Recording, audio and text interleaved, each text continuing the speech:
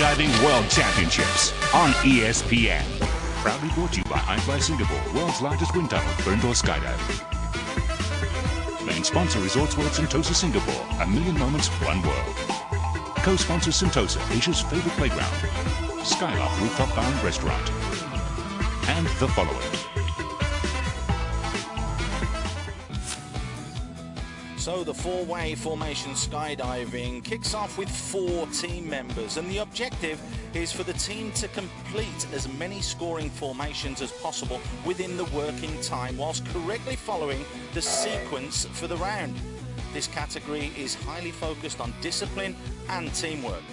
Each round consists of a number of randoms and sequence blocks drawn from the pools. The order in which the teams must perform their formations in is as drawn. The qualifiers will be 8 rounds, the finals will be 3, and all will be compulsory. 8,000 and 12,000 Singapore dollars for second and third, and the winner will receive 18,000 Singapore dollars.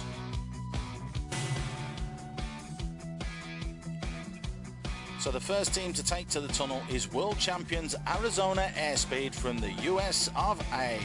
Fresh from their win at the World Parachuting Championships in Dubai, the team made up of Josh Hall, Nicholas Hemlin, Mark Kirkby and Thomas Hughes beat 37 other international teams in the 4-way open formation skydiving.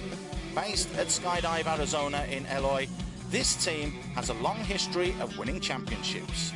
But hungry for more glory, Airspeed teamed up with Arizona Vortex in 1996 and expanded its focus to attempt what no other team had ever accomplished, winning both the 4-way and 8-way events at a world meet.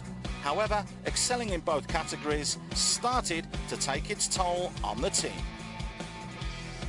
Well, since the project initially was founded with the idea of excelling in 4-way, after a while doing 8-way, we found that the team lost a little momentum in the sport from doing 8-way so much. And we slimmed down, we made the project a little smaller, focused on 4-way, and what you see is this is the success we just had at the World Championships. So Arizona Airspeed take to the tunnel, and we have Jonathan Tansager with us, an instructor at iFly Singapore and also a competitor in this event. We're very, very fortunate to have you here with us, Jonathan. Jonathan, take us through this first set of maneuvers and this first round from them. Absolutely, good to be here, Paul. These guys have been practicing for a long time to do this. This stuff doesn't happen overnight. We're talking about years of practice and gelling as a team to get these kind of maneuvers down pat. In terms of speed, these guys, their name is what they are.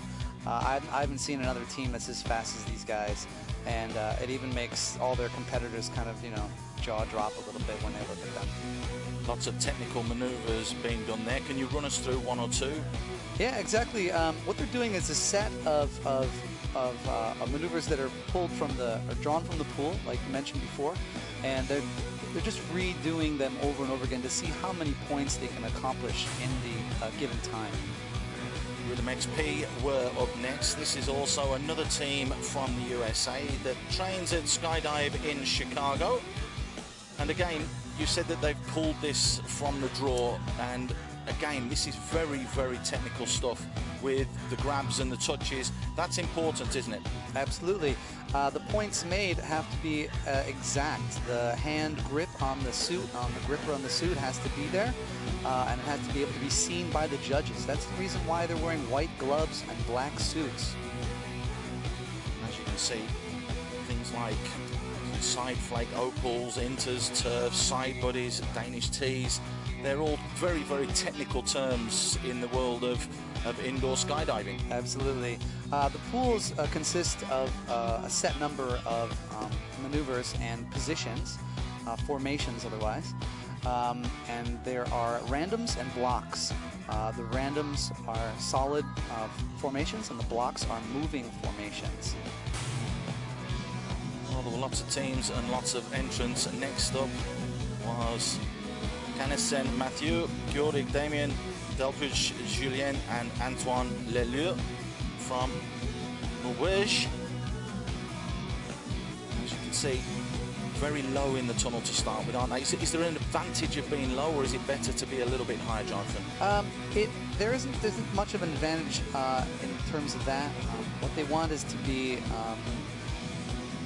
at the same level as each of the other flyers that they need to be on level with. Their speed is chosen beforehand, and so they have been practicing a little bit. They've gotten a little bit of chance to practice in this tunnel before they compete, so they know what their speed is. They need to be in view of the judges, and the camera view that the judges are watching is from up above. If they're too high, they have the potential to be outside the frame and lose points that way. Again, interesting insight from Jonathan as the French finished their routine. Now the Australians, Joey Jones, George Attard, Craig Vaughan, were part of Team Rota Out from Down Under. And again, is it, I mean, we can see them walking on the tunnel there. Does the speed, the airspeed increase when they start their motion and start their maneuvers, or does it just get going and they can just hold themselves? A good question, Paul. The wind speed is set at the point that they need it to be when they walk into the tunnel.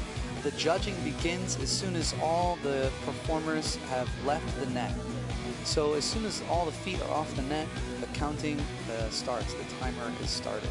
And as you can see, when they leave the net, they're already gripping themselves in one of the formations, the first formation they need to be gripped in. So as soon as they leave the net, they've already made 1 point, and they're on to the second one. So the points are accumulated, and all 8 rounds will be added together to see who will make it through to the next phase of the competition. Well, we've all heard this saying, when a family plays together, in this case, flies together, they stay together. This is ever so true for Evolution, a team from Canada. The team is made up of the Lamé brothers, Martin, Vincent and Benoit, and the 4th slot is shared between Katie Woods and JC Roumet. Interestingly enough, Evolution has competed with 4 different lineups this year. This could be due to the reason that father Michael Lamé has retired after the Mondial Dubai 2012, and Evolution decided to start from scratch with a brand new lineup. Former point Benoit is the new tail. Former tail Vincent has taken the centre outside position, and oldest brother Martin is now in father Michael's former centre inside slot. Inside center, I think, is a little bit like quarterback in football. You have to see what's happening, and I don't want to say control, but have a good understanding and view of the next points to come, and make sure that everything is set up right. It can be seen with the person that has easy job, because there's not a lot of movement, but I think there has to be someone that has a good vision on what is happening. And along with the other center, it's good teamwork to have keys that come at the same time, good level setup, good formation setup. Outside center will set up the center with the inside center, and the outside center's job involves a lot of turns, and often I will be the one picking the last grip.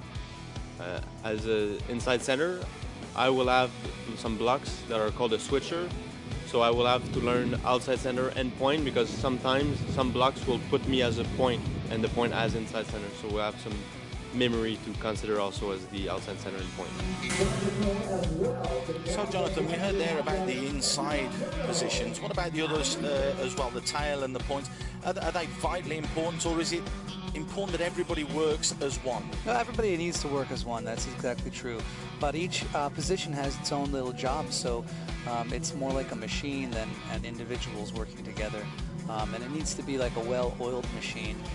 Eye contact is especially important in this sport, and the peripheral vision that they use is incredible. So, like they said, the tail is the one making the last point, so all other points have been grabbed, and the tail brings it home with making the last grip for the point. And it's hard to see as you're watching this that fast, but it is happening that way. The grips are happening in an order.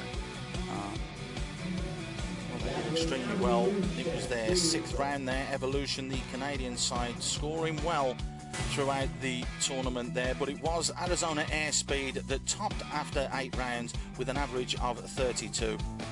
Rhythm XP had 232, which meant that their average was 29 points, and Evolution currently in 3rd and qualifying with 28.5.